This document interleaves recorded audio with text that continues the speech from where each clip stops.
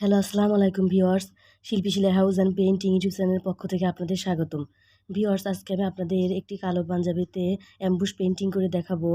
তো চলুন ভিউয়ার্স, ভিডিওটি শুরু করা যাক। তো ভিউয়ার্স, আমি প্রথমে অ্যাম্বুশ নিয়ে নিয়েছি, আর কালার মিক্সিংটা আমি প্রথমে কিন্তু করে নিব। তো আমি 1 চামচ অ্যাম্বুশ নিয়ে আমি আরও একটু কিন্তু তুলি দিয়ে অ্যাম্বুশটা নিয়ে নিয়েছি। এরপর ভিউয়ার্স, আমি ভালো করে অ্যাম্বুশটা মিশাবো। ভিউয়ার্স, আপনারা যখনই কোনো রং মেশাবেন খুবই সুন্দর করে ও ধৈর্য নিয়ে, যত কালার মিক্সিংয়ের কাজটা সুন্দর হবে তত কিন্তু ফুলগুলো সুন্দর হবে ও দেখতেও সুন্দর দেখাবে। তো যাই হোক, আমি একটু বাইন্ডার নিয়ে নিচ্ছি। প্রথমে কিন্তু ভিউয়ার্স আমি অ্যাম্বুশ নিয়েছি, এরপর আমি বাইন্ডার নিয়েছি। তো আমি এক্ষেত্রে এখন আমি এনকেটা নিয়ে নিচ্ছি। তো এরপর আমি সুন্দর করে মেশাবো। তো ভিউয়ার্স, অবশ্যই আপনারা ধৈর্য সহকারে মেশাবেন, এটা আমি কিন্তু বারবার বলে দিচ্ছি। এখন আমি ভিউয়ার্স অল্প একটু রং কিন্তু অন্য একটা বাটিতে নিয়ে নিচ্ছি, কারণ এখানে আমি হলুদ রং ও লাল রং মেশাবো। আর সাদাটার জন্য আমি সাদা রেখে দিলাম, কারণ আমি সাদা ফুল করতে হবে এই জন্য। তো এখন আমি হলুদ রং মেশাবো। তো ভিউয়ার্স, আমি বেশি করে কালার মিক্সিং করিনি এই কারণে যে রংটা একসাথে একটা পাঞ্জাবি কমপ্লিট করা আমার পক্ষে সম্ভব হয়নি। কারণ অ্যাম্বুশ পেইন্টিংয়ের কাজটি কিন্তু ফ্রেমে করতে হয়। ফ্রেম দিয়ে কাজটি না করলে, আপনি যদি কাগজ বিছিয়ে করেন তাহলে কিন্তু নিচের দিকে রং লেগে যাবে, আর পরে কিন্তু অ্যাম্বুশটা ফুলবে না। এটা অবশ্যই খেয়াল রাখতে হবে। আর যেহেতু আমার বড় ফ্রেম আমার হাতের কাছে ছিল না, তো এজন্য আমি অল্প করে রং নিয়ে 2 দিনে কাজটা কমপ্লিট করেছি। আমি প্রথমে এই সাদা রংটা দিয়ে ফুল করে নিচ্ছি, আর একটা ফুলে আমি 5টা করে পাপড়ি দিব। আপনারা ইচ্ছা করলে পাপড়ি বাড়িয়ে কমিয়ে নিতে পারেন। আর ভিউয়ার্স, একটি কথা না বললে নয়, আমি আমার চ্যানেলে প্রতিনিয়ত হ্যান্ড পেইন্টিং ও সেলাই ভিডিও আপলোড দিয়ে থাকি।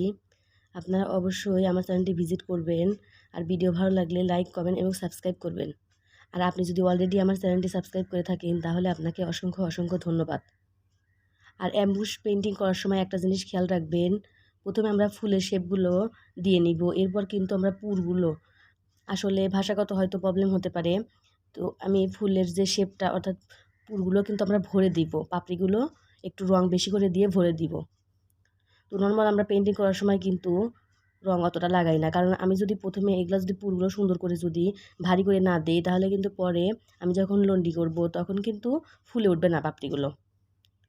আপনারা ভিডিওর প্রথমে কিন্তু দেখেছেন পাপড়িগুলো কিন্তু ফুলে উঠেছে, এখন কিন্তু দেখা যাচ্ছে যে পাপড়িগুলো ওরকম ফোলেনি ফুলগুলো। অ্যাম্বিশার কিন্তু এটা একটা ম্যাজিক। তো এখন আমি হলুদ রং দিয়ে ফুলগুলো কমপ্লিট করে নিচ্ছি।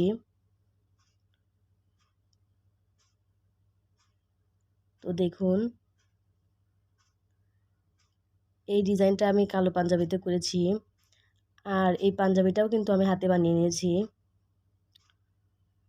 এটা কিন্তু রেডিমেড পাঞ্জাবি না। তো যাই হোক, এখন কিন্তু আমি অ্যাক্রিলিকের সবুজ রং ইউজ করছি, এক্ষেত্রে কিন্তু আমি অ্যাম্বুশ ইউজ করিনি এই রঙের ভেতর। তো এই পর্যায়ে আমি ছোট ছোট করে ডালপালা দিয়ে দিব।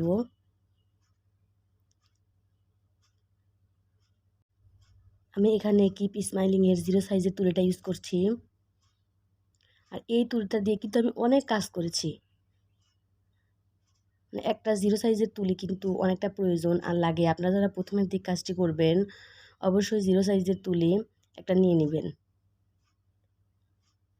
তো ভিউয়ার্স, আমি পাতাগুলো দিয়ে নিচ্ছি।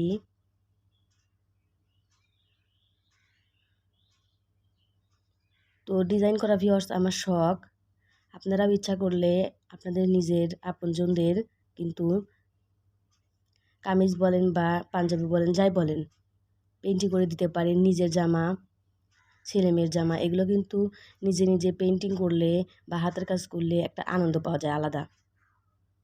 আর এইগুলো থেকে কিন্তু আপনি অর্ডারই করতে পারেন, আমি কিন্তু অর্ডারই করি। তো ভিউয়ার্স, আমি ব্যাক ক্যামেরায় কিন্তু পাতাগুলো কমপ্লিট করে নিয়েছি। এখন আমি সাদা রং দিয়ে কলি দিয়ে নিচ্ছি। দেখুন ভিউয়ার্স, এখন কিন্তু অ্যাম্বুসের যে ফুলগুলো, এগুলো কিন্তু ফুলে ওঠেনি, এটা অবশ্যই খেয়াল রাখবেন।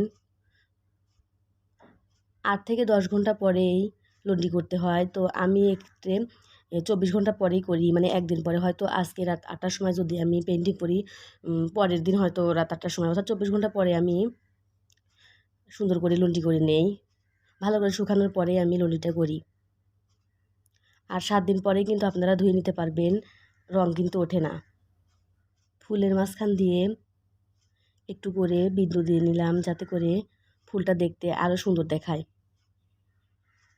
তো ভিউয়ার্স, এখন আমি পাল কালার ইউজ করছি, এটা গোল্ডেন রং। তো ভিউয়ার্স, এটা আমি পাতার মাঝখান দিয়ে দিয়ে নিব। অনেক সময় ভিউয়ার্স ক্যামেরার জন্য ফুটে ওঠে না, কিন্তু সবুজের উপর কিন্তু এই পাল কালারটা অনেক সুন্দর দেখায়। আর গোল্ডেন কালার যেহেতু, এটা কিন্তু অনেকটা চিকচিক করে, খুবই সুন্দর লাগে আমার কাছে।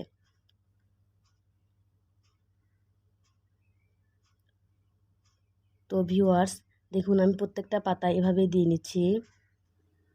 আমি পুরো পাতাগুলো একই নিয়মে কমপ্লিট করে নিয়েছি। তো দেখুন ভিউয়ার্স, আমার দুই পাশের রঙগুলোই কিন্তু করা কমপ্লিট। একই নিয়মে আপনারা করে নেবেন।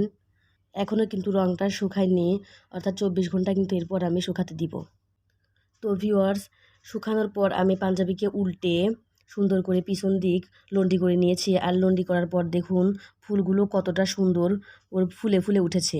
আসলে ক্যামেরায় অনেক সময় আপনাদের বোঝানো সম্ভব হয় না, কিন্তু আসলে কিন্তু পাঞ্জাবিটা অনেক সুন্দর হয়েছে।